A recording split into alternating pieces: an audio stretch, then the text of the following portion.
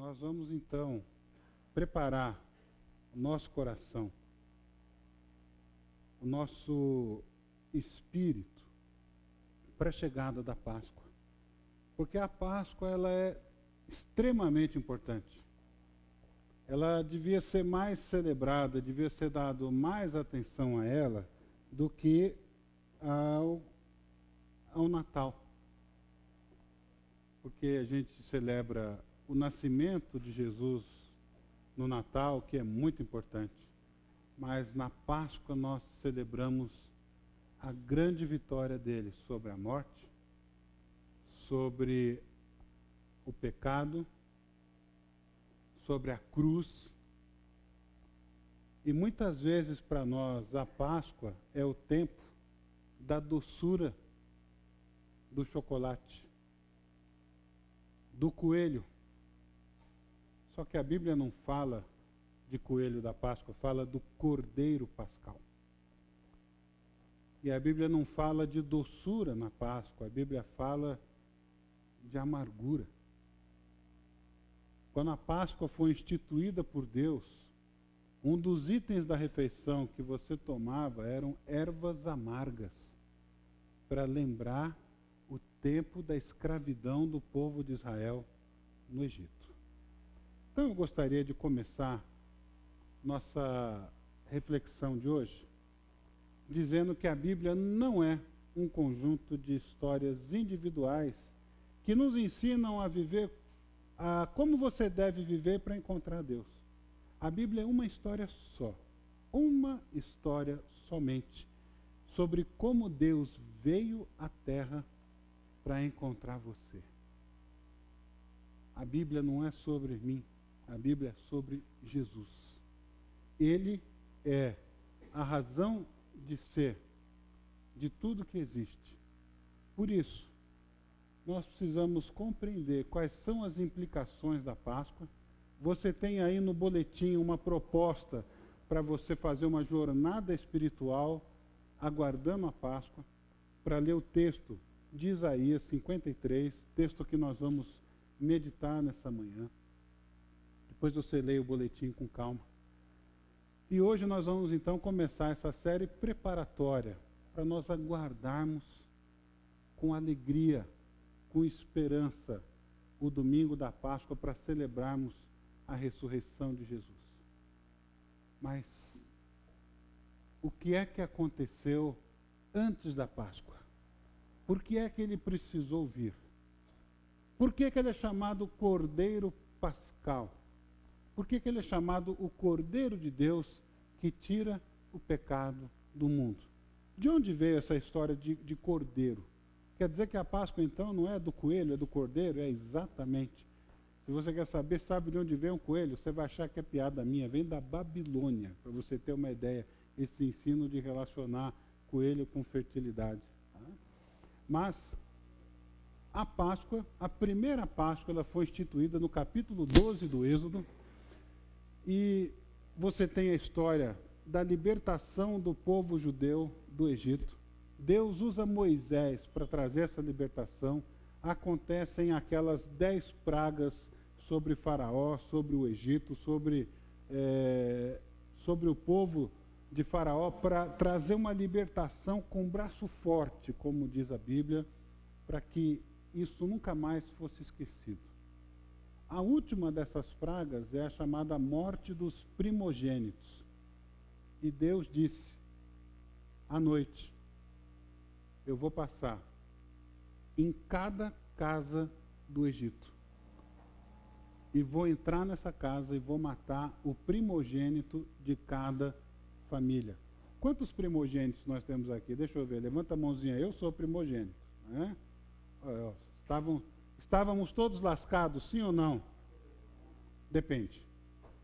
Para que o primogênito não fosse sacrificado, não fosse morto, Deus deu a seguinte instrução: que se pegasse um cordeiro de 1 ano, sem defeito, e ao cair da tarde esse cordeiro fosse sacrificado, e o sangue desse cordeiro fosse passado nos umbrais da porta.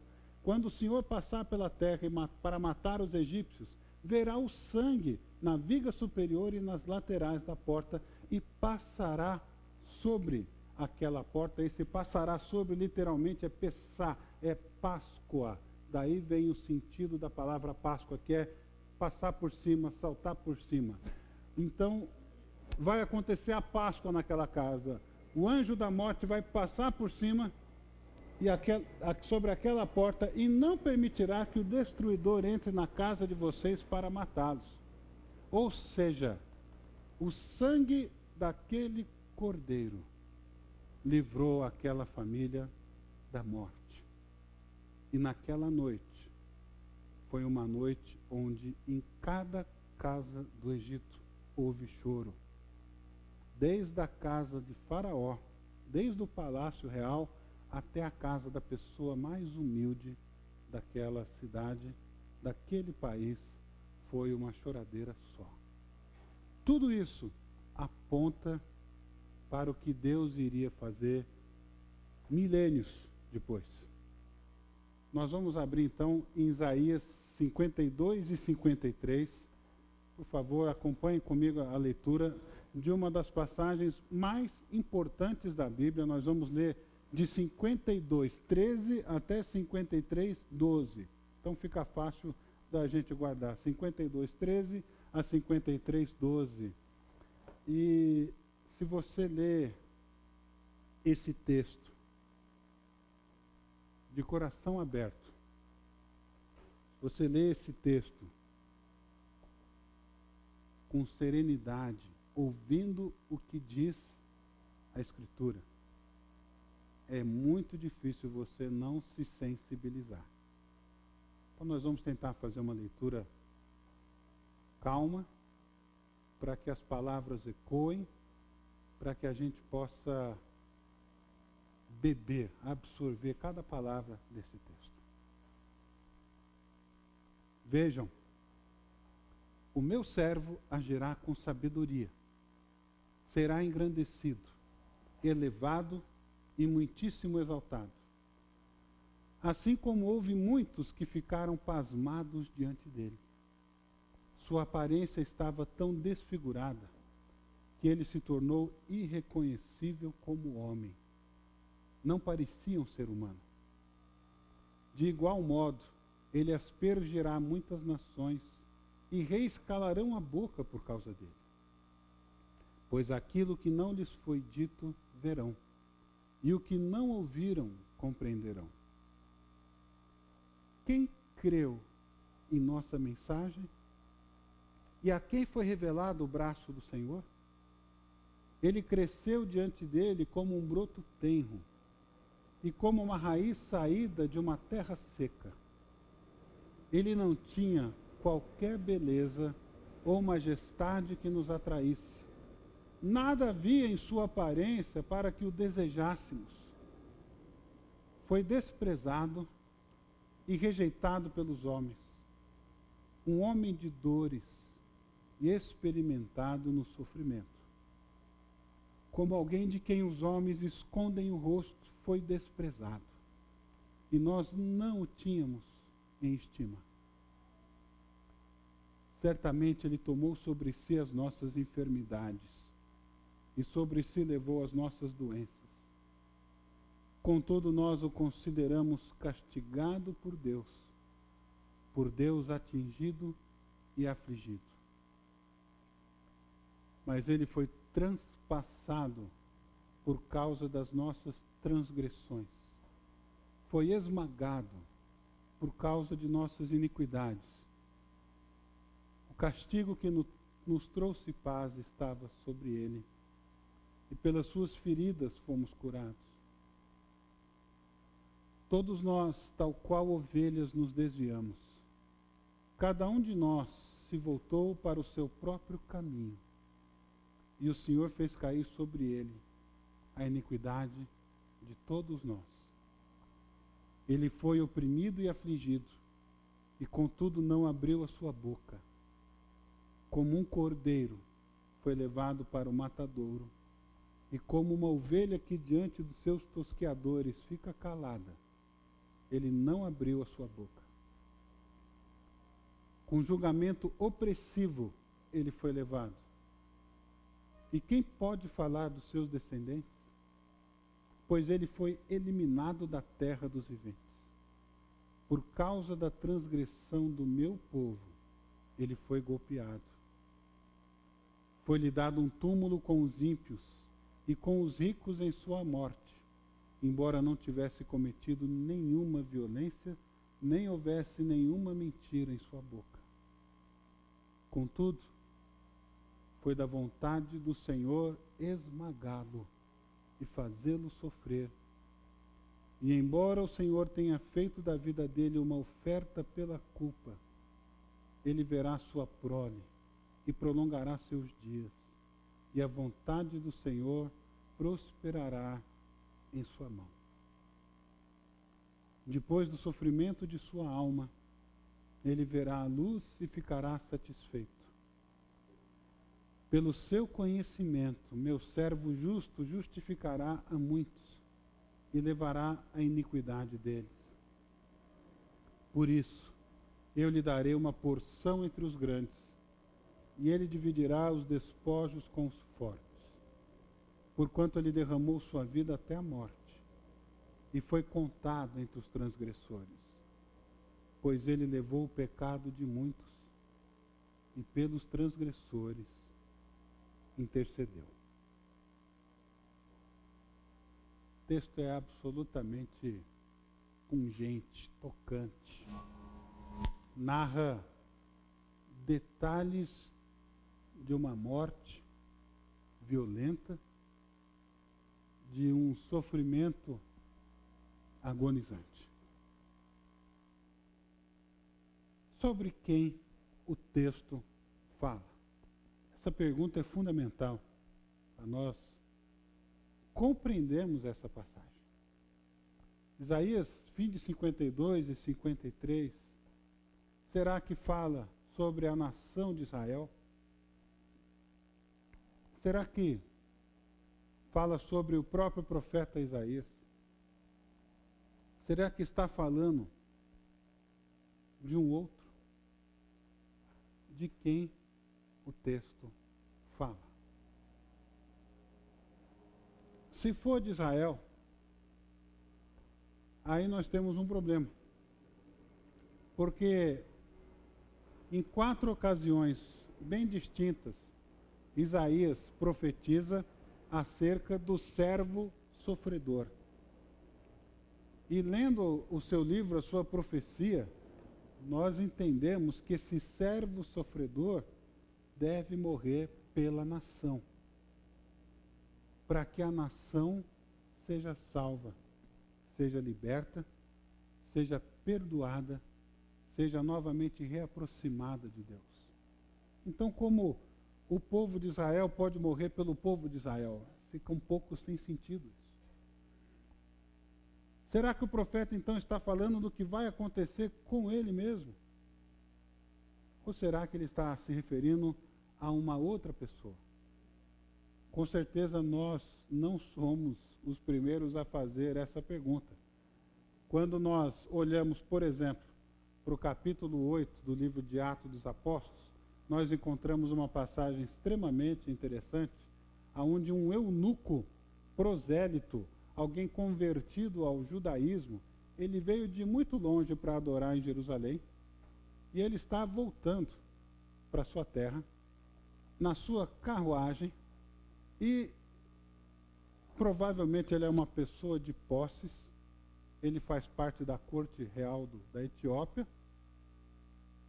está lendo uma porção do livro do profeta Isaías, que é esta porção que lemos nesta manhã. E a passagem do texto que eu gostaria de me referir agora é essa. O eunuco perguntou a Filipe, diga-me, por favor, porque Filipe está passando por ali e está vendo que esse homem está lendo a profecia. E ele pergunta, você entende o que você está lendo? Como eu vou entender se ninguém me explicar? E aí ele pergunta, diga-me, por favor, de quem o profeta está falando? Está falando de si mesmo ou está falando de outra pessoa? Então Filipe, começando com aquela passagem da Escritura, anunciou-lhe as boas novas de Jesus. Então, para Filipe, o texto de Isaías 53 está se referindo a Jesus. E não é só para Filipe, porque, na verdade, queridos, nós estamos diante da pérola das profecias. Essa é a passagem mais citada e aludida, muito mais vezes no Novo Testamento que qualquer outro trecho do Antigo Testamento, sendo muitas vezes mencionadas como o Evangelho do Antigo Testamento. Então, não há passagem do Antigo Testamento que não seja mais citada que esse capítulo de Isaías. Para os escritores do Novo Testamento, é óbvio, é claro que o texto se refere a Jesus. Agora, quem escreveu isso não foi testemunha ocular da crucificação, dos açoites, do julgamento injusto de Jesus. Foi o profeta Isaías que escreveu 700 anos antes de Jesus nascer. Impressionante os detalhes que essa profecia traz acerca do sofrimento do Messias. Esse Messias se humilhou de tal forma que se sujeitou a passar todo esse tipo de sofrimento. E há algumas palavras extremamente fortes, algumas expressões contundentes, literalmente, no capítulo de Isaías que lemos. Há 3 aspectos desse texto que nos narram sobre a morte do Messias e eu gostaria de destacá-los. Primeiro deles é que a morte do Messias foi violenta. Foi extremamente violenta. Por causa da transgressão do meu povo, ele foi golpeado. Não foi uma morte, não foi apenas uma sentença de morte, mas foi uma tortura até a morte. O texto usa expressões como, por exemplo, experimentado no sofrimento. Parece que esse Messias não tinha apenas que morrer, mas ele precisava sofrer muito. Ele foi desprezado, ele foi rejeitado. E há uma expressão no texto que diz que ele foi eliminado da terra dos viventes. E esse verbo eliminado significa cortado com violência. Ele não foi apenas morto, foi violentamente morto. Essa semana nós fomos abatidos mais uma vez por uma tragédia na nossa sociedade, um povo tido como pacífico, onde alguém com perturbações mentais entra numa escola e começa a atirar inúmeras crianças. Os relatos dizem que foram de 60 a mais de 100 tiros que aquele homem deu. E que só não morreram mais crianças, porque ele foi alvejado antes e acabou se matando. O que dizer para essas mães enlutadas? O que dizer para essas pessoas que olham para um mundo de tanta injustiça? Para um mundo que vai de mal a pior. Muitos de nós colocam a esperança no ser humano. Mas a Escritura diz que o ser humano ele é torto, que ele não tem jeito. E que a única pessoa capaz de dar jeito no ser humano é Deus. Eu confesso que eu fiquei com medo de levar meu filho na escola no dia seguinte. Eu fiquei pensando, vai que tem algum louquinho de plantão esperando algum tipo de encorajamento, alguém que rompesse com o silêncio, agora eu também vou. E comecei a pensar, confesso, como é fácil entrar na escola do meu filho com armas, uma sacola. E o primeiro pensamento foi de muito medo.